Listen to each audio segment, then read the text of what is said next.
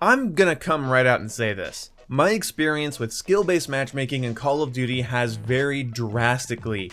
In Advanced Warfare, I felt like everybody was better than me, and in Black Ops 3, it felt relatively balanced. Infinite Warfare, the game felt very sweaty, but I always felt like I could deal with it, which is interesting. And then COD World War II, I felt like I always had the worst teammates in the world, and I had to go up against the best enemies in the game.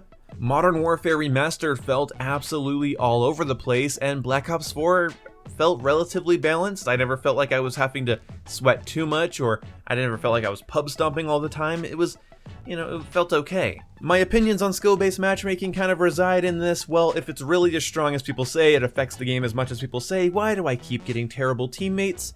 Okay, is that because I'm an inconsistent player? It's because I have a couple bad games and it puts me with bad players. But then why do my enemies feel so good and my teammates feel so bad? Because if my teammates are doing bad, my enemies are going to do better. That's how COD works. Because if your teammates are doing bad, then the enemies are grabbing map control, they're calling in kill streaks, they're pinning you in your spawn, and it's not very fun, and you know it's your teammates' fault, but you don't want to blame them, so you want to work harder, but it's also like, hey, I'm working against the grain here because the people on my team aren't pulling their weight.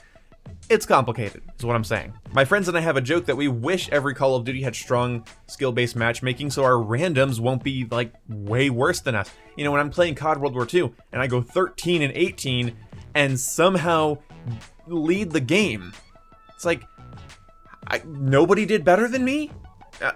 Okay. It sucks when you're not doing very well, you're kind of down on your luck, your confidence is shot, you're not feeling great, you're in your head about it, and then your entire other team is like worse than you are. It's like, God, what I wouldn't give for somebody to be on my level or better than me, but that's just not my experience in COD World War II, and I had several experiences like that in COD 4, Modern Warfare Remastered, where I just was not doing well, but somehow doing better than everyone on my team. It's obnoxious. Much like my complaining is, and so the thing is, skill-based matchmaking is this thing that kind of incites paranoia. And YouTubers can make videos showing that, oh, I killed myself 1 billion times, and then all my enemies were suddenly terrible.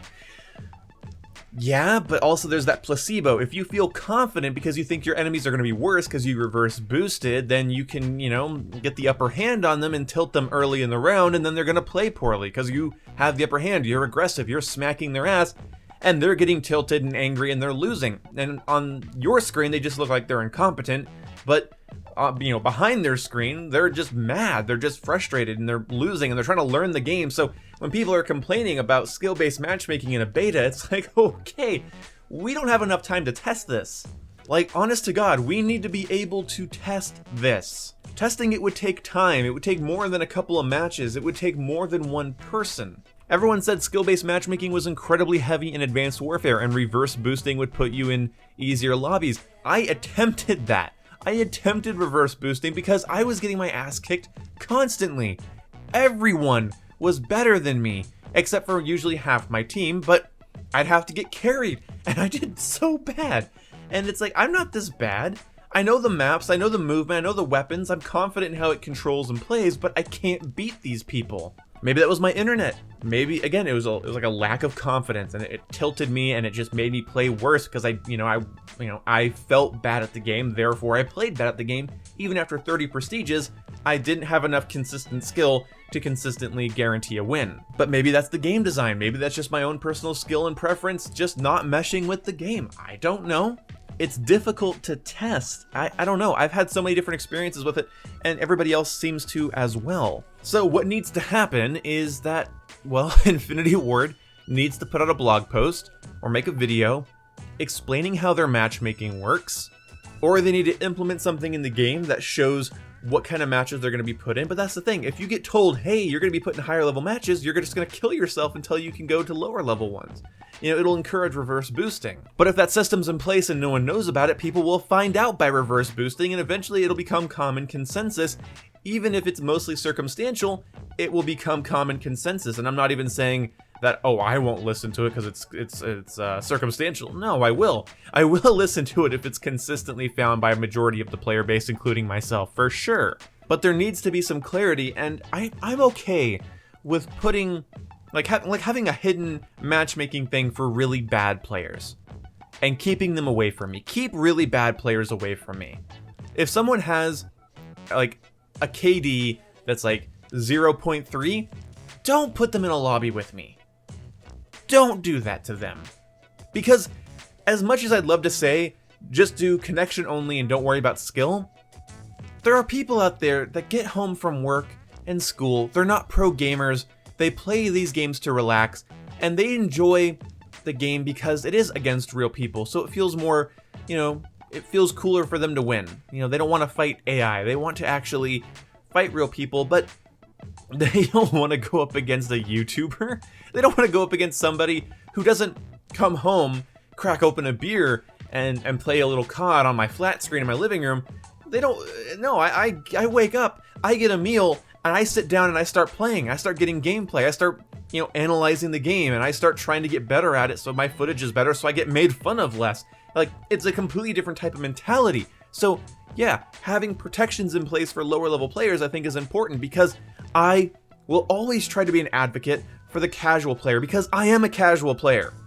I happen to be above average because I have a lot of time to play, and I'm, super passionate about video games and whatever, all that garbage, all that gay shit. The thing is that I just don't think that people should be put in low quality lobbies so that noobs can have fun. You know what I mean? Like, I wonder some of the connection problems in Modern Warfare isn't due to a skill-based matchmaking system, because I've seen terrible examples of lag.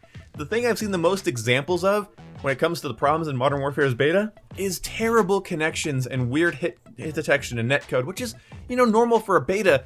But it's like, are you implementing skill-based matchmaking because you should be prioritizing connections? Because even though your beta's open, it's a smaller player pool than launch will be. And I say that with confidence because not everybody has that weekend off to play. Even if everyone on PlayStation has access to it, even without pre-ordering, that doesn't mean they all have time. Like, really, the time to test this won't be until winter break. Those last 2 weeks of December will be the best time to test if skill-based matchmaking is in the game, because you'll have the largest pool of players. People getting the game early, people getting the game just so they can play it on their winter break, people coming home from school, and all that.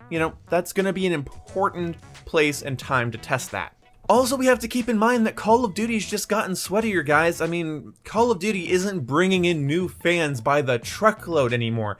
Call of Duty is an established series. We're not getting a ton of noobs anymore. They're out there. Yes, the game is played by millions of people, and it's a casual Twitch shooter, but it's also a competitive Twitch shooter in the same right, and nobody wants to talk about that. That's a whole other topic. Thing is, people are getting better at COD. The likelihood of you fighting a brand new COD player in Modern Warfare is very slim, whereas back in Modern Warfare 2, Black Ops 1, Modern Warfare 3, it was probably a little bit more likely. The game's gotten sweatier because people have experience now. If they got into Call of Duty in 2014 with Advanced Warfare, they've been playing COD for 5 years. That's enough play experience and time to kick your ass, or put up more of a fight than the average noob would. Even if that person's not naturally talented at video games, 5 years is enough time for them to pick up some tricks. And it's normal. As a series gets older, it brings in less new people and it has a more established fan base. What's my overall point and how can I summarize this? Unless Infinity Ward makes a definitive statement about skill-based matchmaking and its role in Modern Warfare and how it's going to play out, even if it's something I don't want to hear, I just can't care. I'm not going to be able to care. I don't care about your experience. I don't even value my own because mine is just one of thousands and thousands and thousands. You also have to keep in mind that playing in parties is a thing. If one person is partied up with like 3 different people, maybe the person that's hosting is of a higher skill level, but his friends aren't. And so he brings his friends in, and his friends do terrible, you kick their ass, but then they only really have one good person on their team. I've done that, and I've been that. Let's not turn this into 12 months of the blame game. Even if Infinity Ward doesn't release a statement, I just have no patience for, oh, well, I know it's there, and the only reason you're beating me is because the game continuously matches me up with people of my skill level, and yeah, fucking, I don't care. I just don't give a shit. I want us to play the game and try to get better at it and not worry about what the matchmaking's doing in the background. Yes, and I know the problems of skill-based matchmaking. I know the problems. If I'm getting used to the game, I play against people that are getting used to the game. I get better, I play against better players, and then when I'm good, I play against good players. If I became great, I go up against great players, and it would start to feel like I'm not getting any better because the competition just moves right up with me. And you might think, well, that's how it should be, and I would say not in a public match. In a ranked match, in league play, yes, that's how it should work. But in a public match, in a casual Call of Duty game, when I'm just trying to play some team deathmatch, you know, play with different, you know, play styles and classes, no, I don't think I should have to fight a 2 KD player if I became a 2 KD player all the goddamn time. I'm okay with stressful matches. I'm okay with going up against the grain and fighting against people that are better than me and having a match that's tooth and nail. But what if I want to play slower? What if I want to, you know, play with a sniper with iron sights? What if I want to goof around for a minute? Am I going to be allowed to do that, or is everyone I go up against going to be just as good as I am? And usually those stats, that score per minute, comes with people that aren't trying to do weird things. They're trying to kick ass, and sometimes I like to do weird things. See what I'm saying? I know the problems of skill-based matchmaking. How am I supposed to get better enough to get a nuke in Modern Warfare if as I get better, everyone else does that I get matched with as well, and then they're not going to let me get a goddamn nuke? It's not happening. It might sound like bitching, but that's a real concern. So I don't want to just fight noobs all day. That's not satisfying. It's not fun. I don't want to just fight sweaties all day. Not fun. But, you know, that balance, it's hard to find it. And I don't know if I'm going to find it. And if I do, will it just be my jaded perception? Will I just be naturally good at the game, so I think everyone's worse than me? And I say, oh, skill-based matchmaking is not a thing. Or am I going to do bad and complain? I don't want to guess. I don't want to guess. I don't want you to guess. I don't want your friends to guess. I don't want people to guess in my comment section. I don't want to hear your personal testimony. I don't care. Until Infinity Ward says something specific, I don't care. I'm not going to lose a gunfight in Search and Destroy and say, ooh, skill-based matchmaking. You know, I did that in Siege for a while, right? I'm not saying it doesn't still annoy me sometimes, but in Siege, I'd go into a casual match and I'd be put up against people that have like 2 KDs and 2 win-loss ratios, and they're in platinum, and I was so pissed at the matchmaking. I was like, stop putting me against people that have been playing this game since 2015 when I'm relatively new. And I don't play this game competitively. I'm just trying to chill out and I'm trying to try new things and whatever, and everyone's better than me. And I just had to drop that. I can't give a shit about the matchmaking or the ranks of my opponents or their KDs or their skill level. I'm just going to play the game how I play the game and do the best that I can.